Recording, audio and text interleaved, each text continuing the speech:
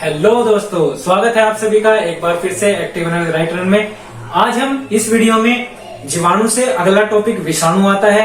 हमने पिछले सभी वीडियो में विषाणु और हृदय के बारे में पढ़ा है अब तक। अब हम इस वीडियो में विषाणु से पढ़ने वाले, वायरस से पढ़ने वाले जितने भी क्वेश्चन होते हैं उनको सबको रीड करेंगे, पढ़ेंगे। ठीक है, उनसे जितने भी क्वेश्चन बनेंगे, जो भी हमारे एग्जाम से रिलेटेड क्वेश्चन होते हैं, उनको कवर करने की पूरी कोशिश करेंगे। हम अपने पैटर्न को दोहराएंगे। जैसे हम जीवाणु वाली वीडियो में दो करके हमने सभी जीवाणुओं के बारे में, उनके वेक्टर के बारे में, उनकी पैथोजन के बारे में पढ़ा है। हम ऐसे ही विषाणु यानी कि वायरस के बारे में भी अलग अलग करके दो करके अलग अलग वीडियो में 10-10 या 15-15 मिनट की या 8-8 मिनट की वीडियो में हम उसको अलग अलग कवर कर लेंगे। ठीक है, हम इस वीडियो में पढ़ने वाले हैं विषाणु यानी कि वायरस। पहले हम समझ लेते हैं वायरस क्या होता है। वायरस एक ऐसा जीव जो ना तो मृत कहा जा सकता ना ही जीवित कहा जा सकता। होता क्या है कि जब ये लिविंग यानी कि किसी जीवित प्राणी के संपर्क में आता है तो ये अपने आप को जीवित कर लेता है।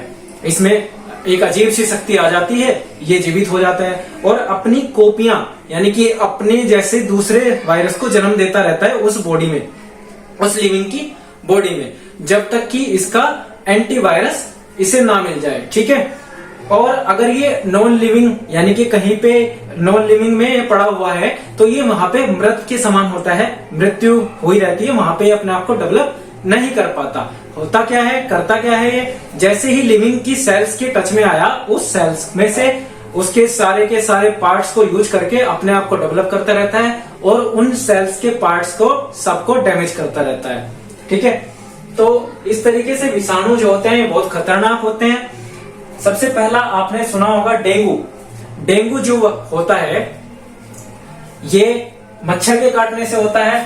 ठीक है, अरबो वायरस इसका नाम पड़ा हुआ है। ठीक है, किस वायरस के कारण होता है, पैथोजन कौन है, इसका फैलाने वाला कौन है, अरबो वायरस। क्या नाम है, अरबो वायरस। पैथोजन हम अपनी पिछली वीडियो में ही आपको बता दिया कि पैथोजन किसको बोलते हैं, जो किसी रोग को जन्म देता है, किसी रोग को फैला रहा है तो उसको पैथोजन बोलते हैं, रोगजनक। वेक्टर मैंने बोला, वेक्टर बताया हुआ है कि वाहक क्या होता है, वेक्टर होता है जिसकी सहायता से वो फैल रहा है। ठीक है, तो ये एडीज एक्फी मॉस्किटो के नाम से एक मच्छर होती है, फीमेल। ठीक है, इसके नाम से मच्छर होता है। ये स्पेलिंग ठीक कर देना, यहाँ पे ए लिख लेना। ठीक है, एजिप्टी बोलते हैं। ठीक है, एजिप्टी इसको बोलते हैं, Aedes aegypti mosquito. Aedes aegypti mosquito मच्छर का नाम है। ये फीमेल होती है, मादा मच्छर होती है। नर मच्छर नहीं काटता। क्यों नहीं काटता, उसका कारण होता है फीमेल में क्या होता है कि उसमें प्रोटीन की जरूरत होती है और वह अपने बच्चे को जिस टाइम जन्म दे रही होती है तो उस प्रोटीन की कमी को पूरा करने के लिए वो हम ह्यूमंस की तरफ या फिर किसी भी जानवर की तरफ काटने के लिए, उसमें से खून चूसने के लिए दौड़ती है। तो वो फीमेल ही जाती है हमेशा, जो भी काटता है वो फीमेल मच्छर ही काटता है। क्या होता है, ब्लड में प्लेटलेट्स कम हो जाती हैं, ब्लड में प्लेटलेट्स कम हो जाती हैं और इसके जो लक्षण है उसमें क्या होता है, तेज बुखार होता है, तेज बुखार होगा, सर दर्द होगा, सर दर्द करेगा। ठीक है, मांसपेशियों में दर्द होगा, सारे शरीर की मांसपेशियां दुखेंगी। ये तो आपको आपके कहीं ना किसी परिवार में हुआ भी होगा तो आपको पता होगा।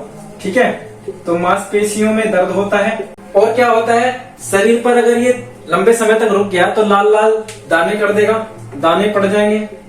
ठीक है, लाल कलर के।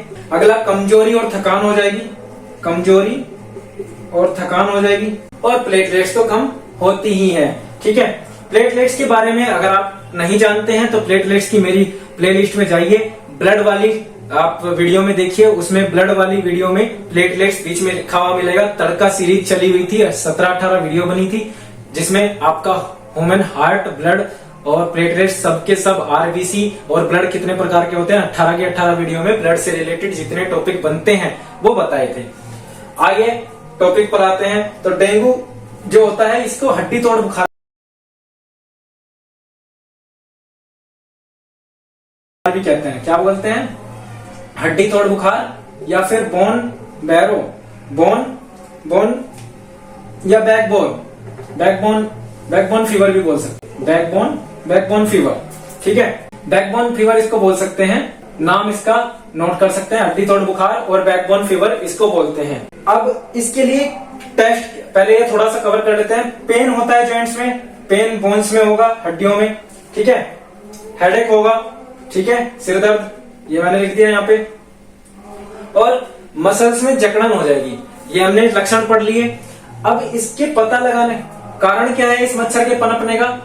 ये बरसात के पानी को कहीं भी आप इकट्ठा कर रहे हैं, बरसात का हो या फिर कोई भी पानी बरसाती मौसम में आप इकट्ठा करके कहीं पे रख रहे हैं, तो उसमें ये अपने आप से पनप जाता है। कौन? Adage इजिप्टी mosquito. अब इसका जो टेस्ट है, इसका टेस्ट कौन सा किया जाता है, कि किस में टेस्ट में पता लगता है? तो एक टेस्ट है NSI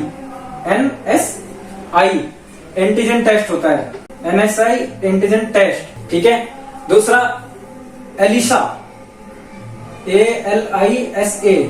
ठीक है, एलिसा टेस्ट भी इसके लिए किया जाता है। और किसकी जांच की जाती है? CBC जांच आपने सुनी होगी कि CBC जांच करा लो, किसी को बुखार हुआ होगा तो CBC जांच होती है। ठीक है, कंप्लीट ब्लड काउंट क्या होता है? कंप्लीट ब्लड काउंट इसकी फुल फॉर्म होती है CBC की। इससे आपको क्या समझ में आया?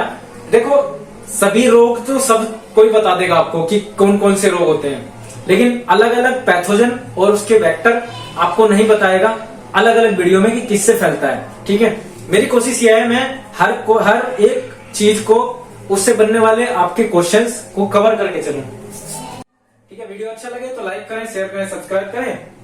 और आगे चलते हैं स्मॉल पॉक्स। अगला क्या टॉपिक है? Small pox. स्मॉल पॉक्स जो दूसरा रोग है, यानी कि चेचक रोग। चेचक क्या होता है? इसका जो पहचान है वो कैसे होती है? इसमें भी तेज बुखार होगा, तेज बुखार हो जाएगा, सिर दर्द होगा और शरीर पर दाने और कमजोरी और थकान। देखो, तेज बुखार, सिर दर्द, कमजोरी, बुखार और थकान। और क्या होता है? शरीर पर दाने पड़ जाएंगे। ठीक है, ये इसकी पहचान होती है। पैथोजन कौन है? वेरियोला बोल सकते हो, वेरियोला वायरस, वेरियोला या वेरियोला वायरस बोल सकते हो। पैथोजन इसका फैलाता कौन है, यानी कि इसको वेरियोला पैथोजन इसको फैलाता है। वेक्टर, वो जो वेरियोला पैथोजन है, वेरियोला वायरस जो है, वो किसके माध्यम से फैल रहा है? ये हमेशा जिस व्यक्ति को हुआ रहेगा, हमेशा जिस व्यक्ति को पहले से हुआ रहेगा, उस व्यक्ति के आपके संपर्क में आने से ही फैलेगा। यानी कि आप उस व्यक्ति के संपर्क में आएंगे तब ही ये आपको फैल जाएगा, आपको तभी होगा ये। जैसे कोरोना वायरस एक व्यक्ति से दूसरे व्यक्ति को लग रहा था, और वो उसमें दूसरी कंडीशन ये भी थी कि वो किसी निर्जीव वस्तु को टच करने से भी लग रहा था आपको, क्योंकि किसी भी हैंडल को, किसी भी चीज को छूना मना था।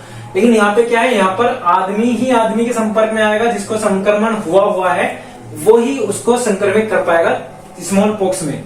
ठीक है, ब्लिस्टर ऑन स्किन, यानी कि छाले पड़ जाएंगे स्किन पर, मोटे मोटे से छोटे से छाले दाने से उभर आते हैं। ठीक है, ड्रॉपलेट्स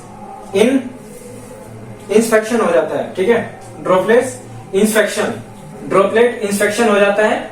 ठीक है, और इसकी जो वैक्सीन है वो किसने बनाई थी? एडवर्ड जेनर ने बनाई थी।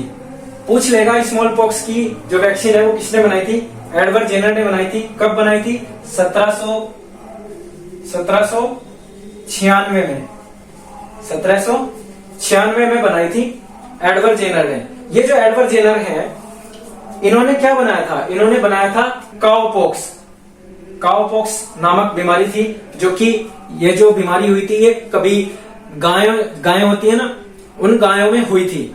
उन गायों के उसमें ये चेचक हुआ था, और इसकी जो वैक्सीन बनाई थी वो वैक्सीन ऑफ फादर के नाम से जाना जाता है। इन्होंने सबसे पहली जो वैक्सीन बनाई थी वो काउपॉक्स बनाई थी।